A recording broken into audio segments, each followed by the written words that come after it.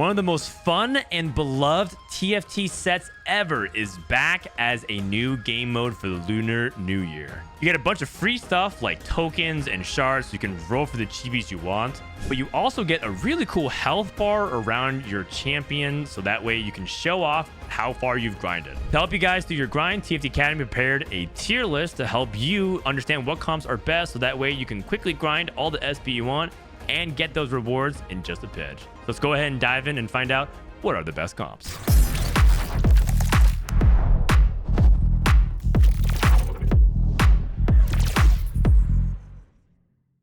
I want to give you 4.5 quick tips on how to play set 4.5 Revival. The first is probably the most important, is that bag sizes are personal. It is not a drafting mode. This means that you cannot be contested. If someone's holding a Lulu, a Veigar, an Aurelion Soul, that's not going to impact you whatsoever. That does mean that all 8 players can play the same composition and are equally likely to hit. That's because they just don't want it to be a game mode where you go in trying to play some of your favorite comps in the past and then get griefed really hard. The bag sizes for the 1s and 3 costs are 25 each. There are 10 copies of 4 cost, and there are 9 copies of 5 cost, meaning that you can hit the 3-star 5 cost if you're able to get lucky enough. The second tip is that there are tons of burst and backline access.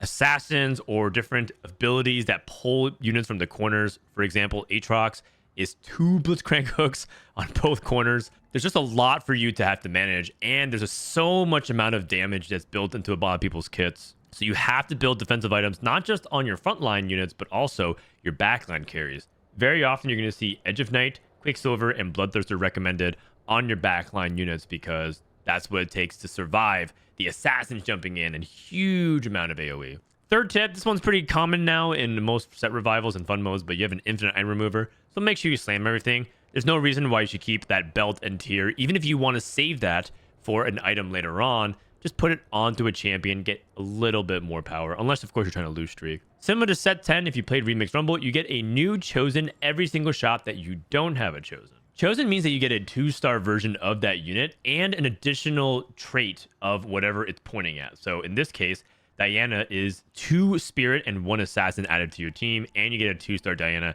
and you also get a Chosen effect of some bonus stats, which are ranging from just HP and offensive stats or maybe some defensive stats. In general, always try to play around your Chosen units. That pretty much goes without question. And a couple of tips specifically about Chosen I want to give. 1, the most effective way to 3-star a 4 or 5 cost champion is to go for 6 copies, then sell your Chosen and look for that Chosen unit as your last 3 copies. It'll dramatically increase your hit rate.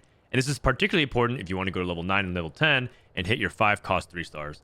2, buy a Chosen as your item holder, especially early. 1 cost Chosens are basically free because you can see this Diana cost 3 gold. You sell it back for 3 gold. But if you buy a 2 or 3 cost unit that costs 6 and 9 gold, you sell that back, you're going to get 5 and 8 gold. So it does cost 1 gold. So in the early game, even if you don't feel like you want to play around Diana, if you want to play a standard temple line, buy that Chosen, put items on it, you get an infinite item remover, and then sell that Chosen later on for another Chosen. And by the way, selling your Chosen before crucial turns can be another small way to get pretty significant results. So for example, you can sell it at 3-1 before your second augment because you know you're going to level and roll down. Or if it's a PV round, you can sell it for the 3-7 turn because then you're going to get a natural Chosen for your 4-1 shop when you're already at level 7.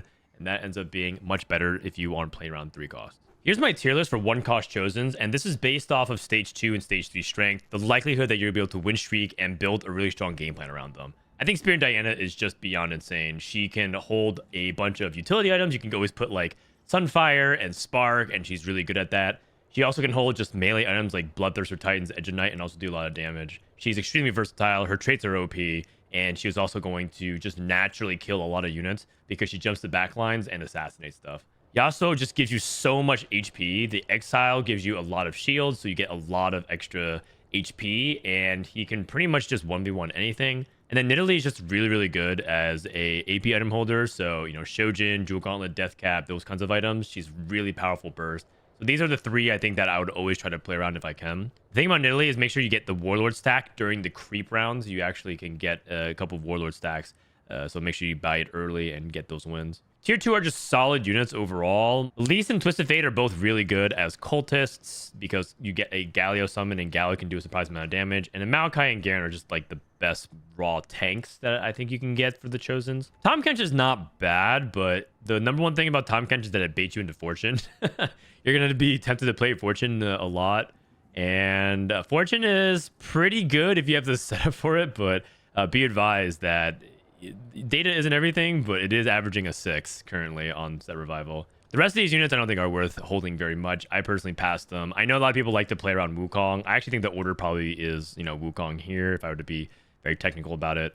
But specifically, all of them have weaknesses. Nasus has a hard time activating Siphoner. Tristana has a hard time activating Dragon Soul. And Wukong just doesn't do enough unless you're playing around the hero augment. And here's my list for 2 costs to keep an eye out for. I think these are the best units to play around if they show up in your stage 2 and stage 3. I think Teemo is just the best 2-cost chosen, period, because he does insane damage. His traits are amazing. And he also has utility by blinding enemies that do a bunch of physical damage. And the other Titan is Zed. And Zed gets to the back line and you have items for Zed. It is just unbelievable. I've seen 2-star Zed beat incredible boards because he just steals all the AD. And that continues to stack onto itself. So Zed can have something stupid like 300, 400, 500, 1,000 AD by the end of the fight if you get the Edge of Night Quicksilver Rageblade build on him. These row of 2 costs are pretty high impact if you get them early because they're very solid frontliners, or Pyke, for example, is just really good with his utility. The third row is like okay units that I'm like maybe thinking about if I don't have anything else better. And the bottom row I tend to avoid because these are support units, and the purpose of support units are that they cast and have impact, but they're not actually supposed to have items on them. So it feels bad to buy a chosen that you're not supposed to itemize. Best comp in the game is Spirit Teemo, and it's not particularly close. In fact, in the S tier, I believe that Spirit Sharpshooters is SS tier and a gap between the second best comp, even though all those comps are in S tier and above. The win rate of this composition is in the mid-30s. You pretty much are going to expect to see this composition win even more than that if your opponents are very strong. I think this is probably going to get nerfed a lot, so get your free wins while you can to rack up that SP. The premise is pretty straightforward. You have Spirit, which is the first time each Spirit casts, all allies gain attack speed. Teemo ends up doing a giant amount of burst damage, and he blinds enemies, and he does a bunch of AoE as well. And then you combine it with other sharpshooters and spirits, 4 spirit, 4 sharpshooter, and then you just watch your enemies melt. In fact, I've just seen people who can play Teemo 2 in literally fast 10, which is quite gross. You just like had upgraded spirits, you play any kind of amount of sharpshooters and a minor amount of frontline, and then you're able to just like push levels an insane amount. I've literally had games where I played Diana as my tank alongside Yuumi. Like I put Diana here, she would jump to the back line, and Yuumi here, and that was my front line, and that was good enough because it stalled just long enough for Teemo to actually just destroy everything. And it was just Teemo 2. So, this composition is insane. Make sure to give Teemo 1 mana item, preferably Shojin, because based off each attack that you get from the attack speed buff, it's a lot of mana burst. Jewel Golem's really good. Gunblade's really good. You can also go for a defensive item if you're getting jumped on by a lot of assassins. You can play a Quicksilver or an Edge of Night on Teemo as well. If you get something like Banshee's Veil, it is true bis. It's just beyond bonkers if you can get that onto Teemo because you're just able to get anti-CC going and you won't get pulled out of the corner because if someone has Aatrox, there's a possibility that the Aatrox pulls a Teemo and you might be in a little bit of trouble there. Ricochet Shot is the best augment for this composition as well because that just basically gives you 1 extra tier of Sharpshooter. And don't forget about things like Mana Flow and Glass Cannon that amplify your damage. But for the most part, you can't really miss as long as you just get this composition online. You're just pretty much going to win. There is another variation that you can play around Sivir as your primary, where if you don't have any items for Teemo whatsoever, you have like, Last Whisper, you have Rageblade, and you can put items like that onto Sivir.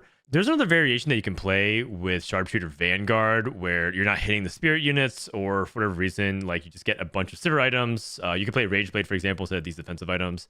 Last Whisper, Quicksilver, Edge of Night, you just get no tiers, no rods, nothing for Teemo. You could roll on 7 instead for Sivir 3 and try to play around Vanguard front. But either way, as long as you get Spirit and Sharpshooters in, you pretty much will steamroll any lobby that you're in. It's a very, very OP comp. One small note about Spirit units, Yuumi always targets the farthest ally after she casts. So you usually want to put her on the opposite side of your carry. And Teemo tends to want to be on the same side as the enemy carry because he's always going to target the nearest enemy. So sometimes Teemo can immediately blind enemy backline AD and then make them miss everything. Because if you're blinded, that means all their auto attacks miss.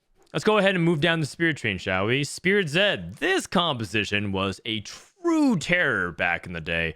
I remember there were some people who literally one-tricked it to Challenger and then wrote a bunch of guides encouraging more people to one-trick it.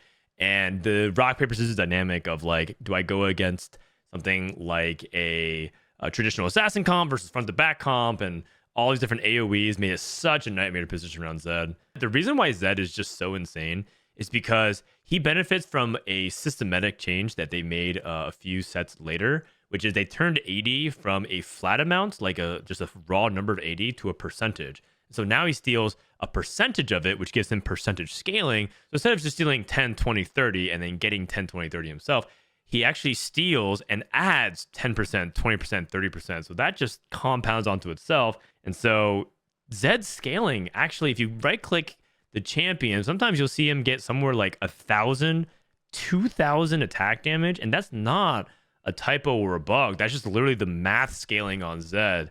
That's why he's fundamentally broken, and why they probably haven't repaired it since. It was really, really gross. So Zed is insane, and you don't really need anything except just defensive stuff, because he's going to have all the offense you could possibly want by stealing AD.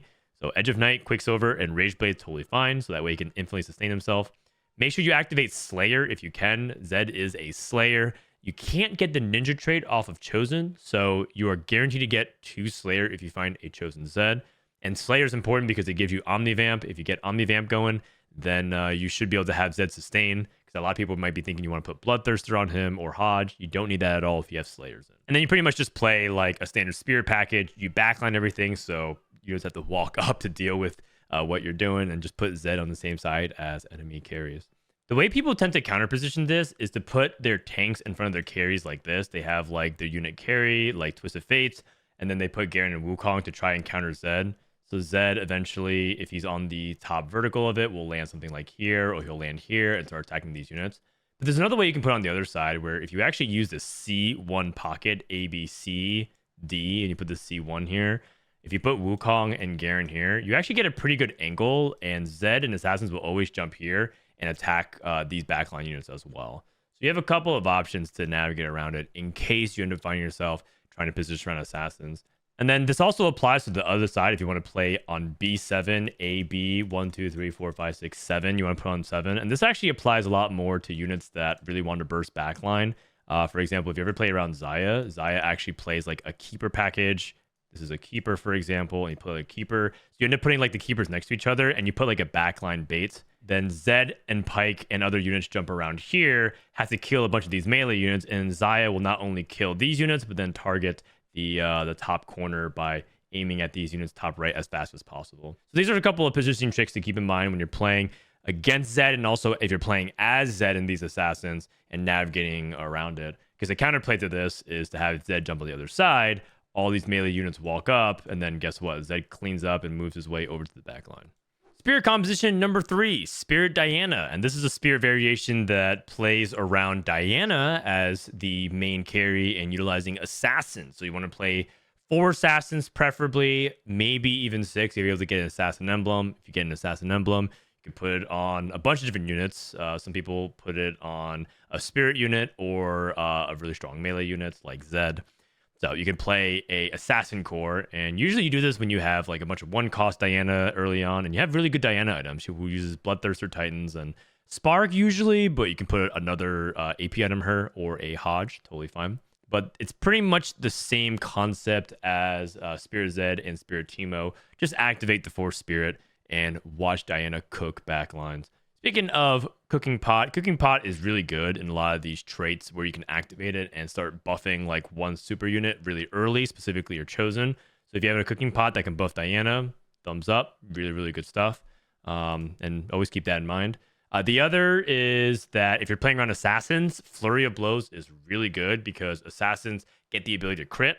And guess what? Flurry of Blows gives you more crit chance. Slap that bad boy Zeke's onto like a Kindred, buff your entire back row of Assassins, and go to town. This town doesn't have to be here. This is because you just run out of space. And Assassins can be in the front line, actually. It's just easier to get backline bonuses like Glass Cannon and Mana Flow and other things like that. Maybe backup, so you can get all those buffs. But you can totally put Diana in the front row with Talon and Pike, and you don't really lose anything whatsoever. You're going to be rerolling at level 4 and 5 for this, as opposed to Teemo and Zed, where you're going to be rolling on 6 mainly. And then once you hit, just push levels, add the usual Mystic Adept package, which is just going to go in everything, and watch your Diana absolutely toast everything. Ironically enough, I think this is a composition that can actually beat Teemo's, because Diana jumps on the Teemo and should be able to like figure out a way to get the Teemo down, but you do have to be mindful that that only depends on whether or not you can actually burst it down fast enough. So there's a little bit of a toss up there. And also keep in mind that Pike actually shoots across the enemy team. So you want him to be on the opposite of Diana, because then he'll cast and then meet up with Diana in the top left. And you can also pull units accordingly. So just think about where Pike's line is and you get maximum AoE. Finally, of all the spirits that we'll talk about for now, we have Spirit Kayle, who is the best variation of, I think, all the Kayles. There's a few that we'll talk about, but I believe Spirit's just the best. And I mean, it's probably because it makes the most sense. Kayle's ability just allows her to do a giant amount of AoE waves.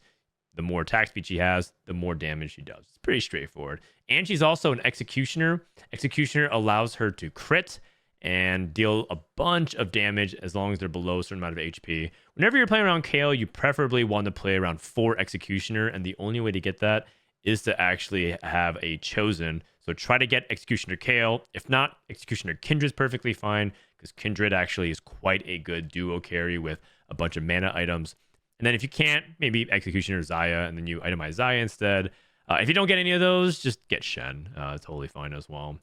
Anger issues, I think, is obscene in this composition, but you do struggle a little bit with defensiveness. So just keep in mind that if you take anger issues, you have to hard sweat your Kayle positioning. Going back to our positioning tactics, you have to put Kayle here where Yuumi is, or here where Yone is, and dodge every assassin. But the anger issues Kayle is no joke. I've lost to it a handful of times. And of course, Flurry of Blows is also quite good, because you get all that critically strike hits with Executioner. Flurry of Blows is very good with that. The other variations of Kayle to think about are Divine Kayle and Duelist Kayle, and it's pretty much just premised around her traits. Divine is a really good way to survive. Divine actually counters Burst, because you basically gain an insane amount of durability. At 6 Divine, you get 55 durability. That is bananas. That's more than 6 Watcher on set 13, just to put it out there. And then you also get a bunch of true damage, so you like end up counter hitting very, very hard. And then Duelist Kayle is just the same premise as Spirit, but a little bit worse. You know, you get attack speed every single time you attack. And so it's just like another variation of putting Rage Blade on her.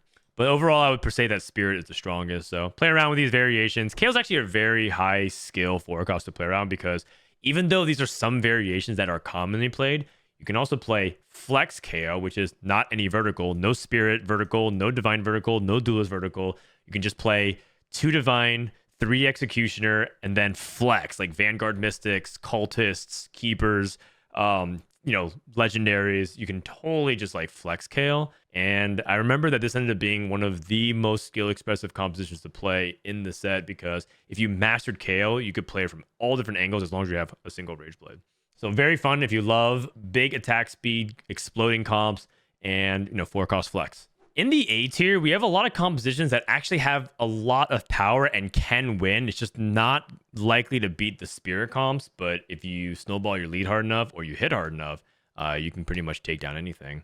We're going to start off with the Fast 9 comp, which is to play around Adepts and flex around Vanguard Mystics. Mainly the fact that Yone is pretty much just super broken. If you ever get blue buff on Yone, which is his best item, a lot of data sites says that you want to put like Bloodthirster Titans, Hodge. Absolutely not. His best itemization by far is blue buff and Edge of Night, and then the third item could be whatever. It's just that he does so much damage that you can just also have him apply Morello. Also, by the way, he sunders and shreds for 40%, which is just obscene. Like Last Whisper and Shiv does 30%, so he's actually better than that, and you don't even need Last Whisper and Even Shroud and Shiv and Spark if you hit the Yone. But specifically the second part of his ability, which says Unforgotten 10 mana, dash to the lowest enemy, mark for death, and then deal a bunch of magic damage, which is just crazy. So that 10 mana means that blue buff, he automatically is going to go back and cast Forgotten a lot of times as long as he gets a good AoE path.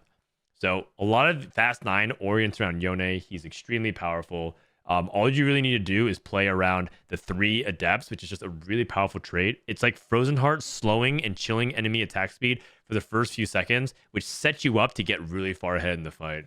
So you play 3 Adepts, which is the Irelia, Shen, Yone, and then you play a couple Mystics. A really common setup is Janna and Zillion, and you get the Enlightened from the Irelia, and you get Zillion for the Revive.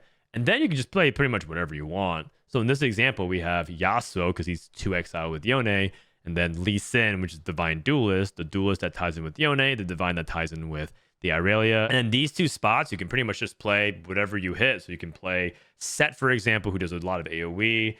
Maybe you want to play 2 Vanguards with Ornn and Aatrox and have Ornn print a bunch of artifacts.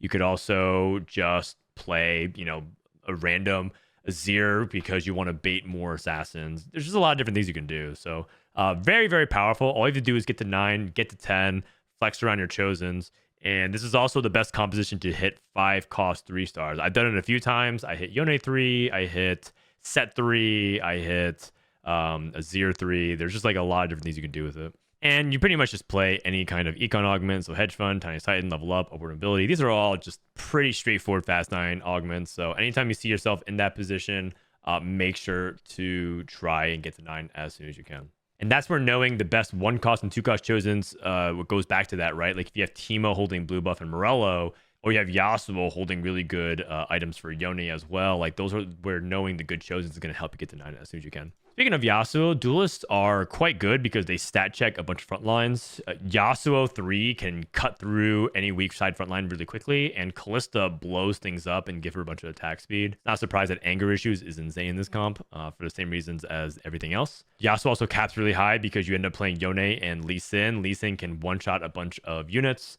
Quick tip about Lee Sin. I think we showed it in the Fast 9 Adepts, but we didn't show it here. But if Lee Sin is positioned on the side here, he instantly kicks out whatever unit is to his top right because he knocks him to the edge of the battlefield and he has to cast again in order to godfist them out. But guess what? If they're already on the edge of the battlefield, aka right here in the top right, and he catches the unit here, pew, just kicks it out. So Lee Sin and Yone are your ultimate caps, but exile positioning can get a little bit weird. I think we probably should adjust the positioning here because it can be a little bit tricky. But you pretty much just play 6 duelists. 8 duelists is really nice, and anything that's really good for melee that can be good. Like lineup is pretty decent, corrosion's pretty decent, and of course not today. The way you would end up in Kalista in this line is that you're rerolling Yasuo and you're holding extra Kalistas, but you're just not finding Yasuo, right? Let's say you have Yasuo chosen. You're rolling, you have 5 Yasuos, and somehow you have 5 Kalistas as well. Guess what? You can actually sell your Yasuo chosen, and then the moment you find a Kalista chosen, you're at 8 Kalistas. And that might actually mean that you get to 9 Kalista way faster than Yasuo. So that's kind of the dynamic that you play around. Just make sure you keep in mind of your count. And if you're thinking, wait, can I actually sell this chosen to buy something else and upgrade my carry instead? Just play Kalista 3 with the chosen, and that's also really good. The other variation of Adepts, which you're going to see a lot, is the 4-cost Adept playing around Enlightened. This was the other S-tier composition that a lot of people played to rank 1 all the time in set 4.5, and it's oriented around Talon and Morgana. The idea is Enlightened gives so much mana that Talon's going to True Strike a lot, and then when he finally kills them, he becomes untargetable, and he leaves the lowest armor enemy, and then tries to annihilate them, and just does a bunch of chain casting and hopping all over the place, gets real froggy with it. The dude turns into Max McClung from the dunk contest and just, I don't know, he just destroys enemy backlines.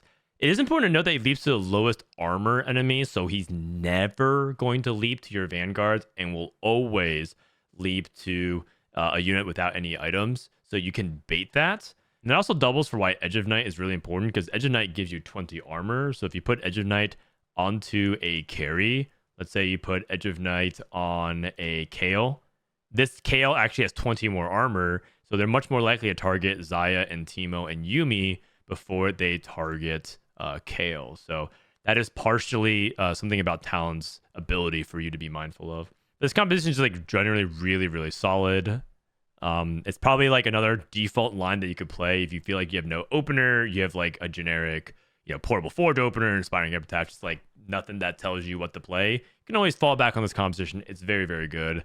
And I would say that as long as you manage your economy and get to 9, you can win a lot of lobbies and even beat the spirit comps if you are far enough ahead. Oh, the other element that I want to talk about is that Morgana is not a backliner. She's a 2-hex radius unit. I've seen so many people put Morgana in the back. Just put her in the front, have her tank the damage. You can even put Guardian Angel on her if you want. I'm sorry, Edge of Night. We called it Guardian Angel back in the day. Just have her cast and do a bunch of attack damage reduction to save your team. Very good against melee comps, for example. For people who love the infinite stall compositions, Vanguard Mystics is a real composition that is very much alive and well, and that's anchored around Neeko. Vanguard gives you hundreds of armor. Mystic gives you 100 magic resistance. Fabled gives you an additional effect, and Neeko just does bigger and bigger explosions. It's very reminiscent of set 8 Neeko. That was the 4 cost. There's a huge amount of AoE through explosions. And you basically just give her the Archangels and let her infinitely scale. Very, very fun composition to play. And the only thing that you'd be mindful of is to have Neeko be protected. But the reality is she's so tanky. Sometimes you don't mind her getting targeted by some units that jump in the back line. Not like Zed, but the other units, like let's say a Pike is harassing her. Not that big of a deal. He's going to feed mana a little bit. And Neeko really just preys on clumped back line. The annoying thing about Neeko is that she targets a random unit. So can be hit or miss. But if they're just generally doing the keeper clump, if they do a keeper clump, Neeko absolutely feasts on this. So yeah, really capitalize off of a lot of people's laziness for the most part. The main way I've seen Neeko succeed is that you give her investment strategy early, because you pop a Neeko out of a box on stage 1, you get investment strategy, start building her HP, and you can start building a bunch of the Vanguard and Mystics as well, because you get early Janna and Yuumi, get early Nautilus, get early Vanguards like Wukong and Garen. That's totally fine. And you don't have to keep those Vanguards either. You can totally just sub them out for other things. But, Neeko is quite good if you can get that investment strategy going. Or other things that buffer directly like Trifecta. If you can't get it a Gunblade, you can actually go for second Archangels as well. I've seen Neeko do very well with Shojin, Archangels, and watch her pop off. If you just love Assassins, like you just can't get enough of backline access, I got good news for you. Ninja Assassins. This is a composition that was actually quite good back in set 1, the very first set of TFT. It was literally a Ninja Elemental Assassin build. It's back, and there's a variation you can play where you get Akali as your primary carry. Akali is really good with, blue buff. You don't need Infinity Edge, but you could get her to max her crit. But if you have 6 Assassin, you don't need that as much. Then Edge of Night, of course, because, well, pretty much every carry wants Edge of Night this set, even the ones that are also jumping on enemy backlines and mucking things up. Zed is pretty good with the Assassin Emblem as well, mainly because he just gets a ton of crits. If it was up to me, though, I actually think Assassin Emblem should go on Kennen, and then you have Zed just play his usual build of Quicksilver, Edge of Night, and Rageblade. Actually, I might change that right after this video, because I just believe that Zed really wants to attack things. And even though Akali 3 is the chosen, it's the Zed show. Let's be real now. That unit, it's just not very balanced. They're probably going to have to change that pretty significantly. Glass Cannon with this composition is just disgusting, because these units will delete things immediately, and all that damage amp and crit. Ugh. Oh god, it's so gross. The hard thing about this composition is that you need 1 or 4 ninja. You don't activate all 4 ninjas and you only get 1. You have significantly less AD. Look at this. You get 90 AD and 90 additional AP. It's a lot. So you're going to be stuck in like that emissary land. Like, oh, do I have 1 or 4? And that just creates a bunch of play patterns of like, okay, I have Kennen, Zed, and Akali, but I can't play the Zed. Or I have Shen, and for some reason I just can't find a single Kennen. Just keep that in mind. That's going to be really tricky. If you don't have the ninjas, just slot in some Mystics and Adepts and other things that complement Shen for the most part. You can also play Cultist. I think it's a pretty good one. Oh, can't forget about Spirit. You could always just play Spirit as well. Spirit Assassins, also really good. All right, Cultist. This is a really fun one. This is like a fun summon. You just basically stack Cultist as high as you can. Summon Big Galio. Tell Galio to go kill. And just watch him ground pound the mess out of your opponents. If you can get to 11 Cultists, you get the Endbringer. It pretty much beats everything in the game. I don't want to spoil you exactly what happens, but it's pretty freaking epic if you can get to 11 Cultists. The only thing that you lose to with 11 Cultists is Zed. because Zed steals all the AD from your summon, so it does no damage. But you beat everything else, so at least that's a good second. With Cultists, it's a pretty linear strategy. Just choose an early Cultist like Elise and Twisted Fate. Every so often, upgrade it to a higher tier unit. So Twisted Fate to Pike, Pike to Sivir, or Callista, Callista to Aatrox, or stay on Callista. Maybe finish off with Zillion. If you're rerolling Callista, Callista 3 is also quite good. And Cultist scales off your star level. So the more, 2-star, 3-star Cultist you have, the stronger the Galio is. And it's a pretty easy, straightforward comp. In fact, I would actually recommend for you to learn this composition as your starting base if you are just getting into set 4, because if you're just like overwhelmed, you never played the set, just play Cultist. Very easy to understand, and you can take your time learning what each trait does, because you want to flex around whatever you can hit. The best secondary trait is Siphoner, because you just get a ton of Omnivamp, but you're flexible. You can do whatever you want here. Finally, in the 8th tier, we have Slayers. This is the last of the big 3 going to set 4 worlds of 4-cost lines. Everyone plays Slayers, Kayle, and they were playing some Enlightened back on that patch. And so for Slayers, the most important thing to focus on is Olaf and Tryndamere duo carry. They both like to use AD melee. This is pretty much what you play if you open up AD melee and you're not going to go into Talon or Zed. You always want to try to see if you can go for a Slayer Chosen. You might see 5 Slayer here, but 6 Slayer Chosen is really good. Try to always play around 6 Slayer. It's a lot of damage. Tryndamere needs a lot of Omnivamp because his win condition is that he spins in a big line and heals to full and de-aggroes by spinning away. He actually kind of has a built-in defensiveness by spinning into a 4-line hex. Versus Olaf just basically has built-in Quicksilver. So you give him Edge of Night, have him cleave, and have him do a bunch of damage. That kind of duo combo is very, very fun. Samira is actually an insane Slayer as well. She caps your comp really well, and she's also completely broken if you get her as a Chosen as well. So if you have Rageblade and damage items on Samira, she goes to town. I've never played 9 Slayer or seen it, but the numbers on it aren't that insane. So maybe it's actually insane, but I just haven't seen it.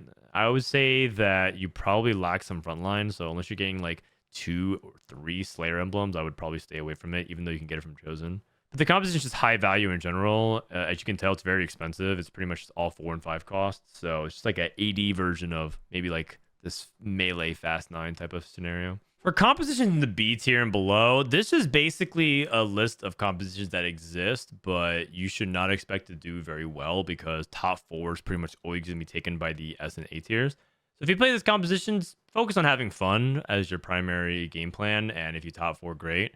But you have to like seriously high roll in order to do well with them. Starting off with mages, Dragon Soul mages were actually incredibly broken on PBE because it wasn't 10 mage at the breakpoint, it was 9 mage. And then they actually were so broken, they were beating 3-star 5 costs. So they nerfed it like a lot going to live. And as a result, now they're just solid, but a little bit too fair. Aurelion Sol really likes to have big damage. And when he overcharges, he actually can burst. But the problem is Aurelion Sol is extremely vulnerable to a lot of backline access. And if you change Aurelion Sol's positioning, like put him where Veigar or Brand is or move him up, his ankle becomes a lot worse. So I just don't think he's like well positioned in the meta to succeed at the moment. But mages are fun to play. You can stack 3-star Annie, and she can also be a chosen mage who do very well. Mages are probably the number 1 comp you usually cash out Fortune into alongside Darius, which we'll talk about next. So just keep that in mind because Annie is a really good unit to anchor around, and it's really easy to try to pivot into mages. If you do get a mage emblem, try to put it on a Swain. Cooking Pot is quite good because mage is a spatula and a tier, so you can just buff the Annie. And yeah, I mean, pretty much just play Dragon Soul with the mages, with some Elderwood, and just try to blast everyone down. If you get like Mana Flow pumping up, like that's probably how you can top 4, I think. Fortune Darius reroll is the other variation that we talked about that you can cash out of Fortune and pivot into. It's something that like rerolls both around Darius and Katarina, and they try to basically like murder really weak front lines. Basically, you play Fortune and then slowly pivot out of those Fortune units and just go Darius with a bunch of burst. And then every time he dunks, he's going to reset and try to get the chain resets over and over and over and over. He's actually quite good if your opponents are not ready for it, especially if they are over-indexing on offensive items and they're very weak. So if you catch somebody with, like the Spirit comp and they are playing a bunch of 1-stars and trying to just like only go for Teemo 3, this is where like an Edge of Night or a Quicksilver Darius can annihilate the entire board. As well as, of course, you have your own assassin to assassinate them right back. Darius really wants Jewel Gauntlet and Hand of Justice. If you don't get that, just give him a bunch of flat stats like Death Cap as well. Could also be really good. It is worth noting that if you have 6 Fortune in, 6 Fortune is a lot better later in the game than it is early. This is because 6 Fortune gives you extra loot for winning, but that winning scales for each stage. So if you win on stage 3 with 6 Fortune somehow, it's not that big of a reward, but if you win on stage 5, you get like Thief's Gloves and other items and maybe even a Tactician's Crown. So that's what ends up happening when you play 6 Fortune. 10 Fortune, you just straight up win the game. Legends say one day the money tree will rise with the fight. Not going to spoil it for you, but it's pretty epic. Go and chase for it if you really feel like you have an opportunity to get to it. The closest I ever got to 10 Fortune was 9. I'm a little bit sad. Maybe I'll try it a couple times to get that tuber, but for the most part, it's very, very rare to get it. Brawler Flex is a composition that is a little bit strange because you're pretty much all in on Set or playing some other kind of 3-cost carry, whether it's Neeko or Shyvana. I don't think very highly of Shyvana as a carry, even though she has like a bunch of fancy colors. Like, my God, she turns to a dragon and gets a bunch of HP and a bunch of AD and gains a bunch of range that deals magic damage. Like, oh my God, she's just so insane. Not really. She just is too slow and she loses many duels. She loses to duelists. She can't deal fast enough damage to Kayle boards. And she loses a 1v1 versus Zed very badly. Like, Zed just steals all their AD. Oh, nice. You get 120% AD. Thank you. I'll steal all that. So she's just really slow. But Set, this guy is the truth. I mean, you get him down to a little bit of HP, and then he starts doing sit-ups, and he comes back. Everything he does is true damage, and he becomes untargetable once he's up in the air. So he goes in for the seismic toss, and then slams and AoEs everything for 2,000 damage. You look at the charts, he does 8,000 true damage and wipes everything. So Brawler Set is completely real if you're able to get to the set somehow. So it's kind of like a fast 9 comp. You really need to get to level up and upper mobility because all that really matters is you get Set. The other element of it is you really want Set to be solo frontline because you want him to be doing sit-ups as fast as possible. So let him take that aggro, get him to the sideline as soon as possible, and have Mr. Fourth Quarter come back at it, go in Super Saiyan, and body slamming everything to victory. My God, I wish Set would just body slam me. This guy is so hot right now. The other variation of mages is Elderwood mages. This composition is sort of like a snowball early game check where you get like an early Vagar and you end up stacking infinite AP with him. And then you also have like enough resources to itemize your front line. It's really good with Elderwood spats because Elderwood's really good on Set and on early Insol. But you kind of run into this weird dynamic when you play Elderwood mages because if you have an early Vagar, that means you don't have a chosen Vagar. But that means that the non-chosen Vagar is getting the infinite Dark Blossom stacks. So you need to do the trick where you collect 6 Vagars, open your chosen, and then roll for Vagar 3. So it's like kind of weird because you're playing like not your chosen for your main carry. So a little bit of awkwardness. Also, by the time of the set in 4.5, Elderwood had such a long period of dominance that they actually kind of scaled back Elderwood a little bit. So Elderwood wasn't that good in the 4.5, and that's just very much true here. The big saving grace, though, is if you hit early Ornn, this guy can print you infinite value because he just gives you a ton of artifacts. So if you're playing Elderwood, it's not really about Xayah. Not even really about the spat. It's about really, can you get to Vagar 3 and get to Ornn? You also could just play Aurelion Soul as your carry, but it's just like a lot weaker, and you're probably just going to get 5th or 6th. So try to farm those artifacts, try to get to the Vagar 3, ball everything up into keepers, and watch your Vagar infinitely scale. Last but not least, we got Dragon Soul Flex, which is a high burst composition. It's actually a composition that, believe it or not, can go toe-to-toe with some assassins because basically, once you get the blessing, everything does a 40% max HP blast, and it's really good against glass cannon comps that are just not prepared to handle that much burst because they're trying to burst you right back. I will say one thing, 9 Dragon Soul is not that good. I tried it one time and I got 9 Dragon Soul, and because I was so invested in just hitting 9 Dragon Soul, I thought that the trait itself would do a lot. It didn't do that much. So it was kind of disappointing. Just stay on 6 and flex good traits. We have Cultist here, for example, as a way to just get you a little bit more frontline. But, if you get Swain, Swain is actually quite a solid carry, but he can't primary. He's more of a secondary, but the combination of these two should be able to AoE backlines together, which is quite good. The other element of Dragon Soul that's really awkward as a trait is that you just don't have a good mid-game relay. So if you look, you have Brand early and Tristana, but then you have like this question mark between 2 cost and 3 cost, and you have to get to Aurelion Soul somehow. So that's the really awkward part about it. Theoretically, you can have Bran relay it to like Teemo, and then have Teemo relay it to Aurelion Soul. You could have Tristana hold items for Olaf, and then just put it on, Zed in the mid game, for example. Those are okay strategies, but Dragon Soul Flex in general is a little bit underwhelming at the moment. That's why it's in B tier. Finally, everything C tier and below we'll talk about very quickly here because these compositions are not very good. But if you just want some diversity or try different things, we'll probably add more compositions in this tier because there's a lot of like artifact enabled things or meme comps. Let's go ahead and dive into it.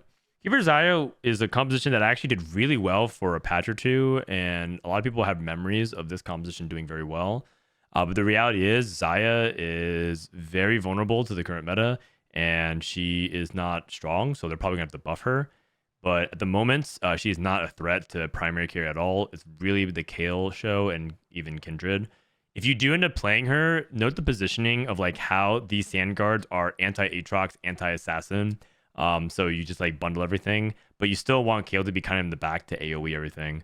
Another opportunity is to have Kennen be the keeper chosen and then have him hold like the Morello and the Edge of Night. So that way he can stun a bunch of stuff and you burst. The whole purpose of the keeper is to basically assassinate backline as soon as possible. Xayah kills whoever's here and then she'll target the backline. So if you see an enemy Teemo, for example, you might be able to rush him down. Unsurprisingly, this composition functions very similar to Scrap in that if you have anything that synergizes with shield, it is bananas. So immovable object or powered shields are really good augments for this. Just really good synergy with the keeper shield in general. And overall, you should get way more mileage out of defensive augments than offensive ones. Warlords, I'm not entirely sure how to even make Warlords work, to be quite honest. I've had 2 Warlord emblems and I still felt like I wasn't doing anything. It just feels like it's like a Katarina reroll comp, but then Katarina can't solo carry, but at the same time, Tryndamere is inconsistent. And also, by the way, your high power 5 cost is the support utility one. So you have to play around other 5 costs like Set and Samira. But then how do you itemize Katarina, Tryndamere, and Samira and Sets? It just runs through a lot of identity issues. So in general, not a big fan of Warlords, but I would say that if you just want to try something different, try to get that Warlord emblem onto Set. I think that's actually one of the keys to the kingdom because he'll just clean up everything. Speaking of Warlords, if you want to try something real memey, there is a Nidalee Luden's Tempest reroll composition because she scales her Javelin based off how many hexes that travel. So you can play some old school hotshot GG Nidalee, have her in the corner, Javelin, open up that front line similar to Maddie in set 13, Ziggs in set 12. Just have the Red Sea positioning, part that middle, let that Javelin soar through, and watch that Javelin crunch. There's a lot of ways you can counterplay this, primarily if you put your carry in the bottom center. Or if you put like a single stand guard or target dummy in the bottom right, Nidalee gets countered. But for 1 or 2 glorious moments, you get to missing ping your enemy's Teemo if they're not careful, and just watch them squirm a little bit as people will probably roll their eyes whenever their Nidalee gets chunking on the backline. And finally, we have Wukong's Hero Augment. It's basically a fabled divine reroll composition. Wukong basically wants Titan's BT +1, something defensive like a Quicksilver or a Edge of Night is best. He's really good with artifacts, so if you can get artifacts with him, it's very good. And you just basically play Divine Kayle, but with Wukong as your duo carry instead of looking for Yone. If you look at Divine Kayle, it's very similar, but instead of itemizing around this, you're going to go for that Wukong. Roll on 5, push levels, get a Divine Emblem. Divine Emblem is really good, by the way. I probably didn't mention it previously, but Divine Emblem is fantastic. It's so much stats, both offensive and defensive. So that's why Divine is really good. And I suspect that just like every comp that plays around really strong melee carries that scale with attack speed, anger issues is also probably really good in this composition. All right, there you go. All my set 4 tech for now. Probably going to add a couple more comps as they roll in, but this covers the vast majority of the meta.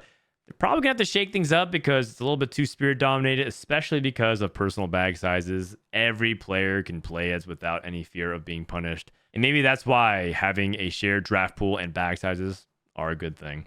I don't anticipate doing another update on set 4 for a full video. So if you want to look at the most updated versions of set 4.5 tier list, check out tftacademy.com/tierlist. But if there's a significant change of some other kind, maybe I'll do a set 4 tier list, a couple weeks later. So that way anybody straggling can get their games in and make sure they can play and climb to the rank that they want. In the end, the set was super broken, but very fun to play as long as you don't take it very seriously. So enjoy. I know there's a bunch of spirit spam, but it won't always be like that.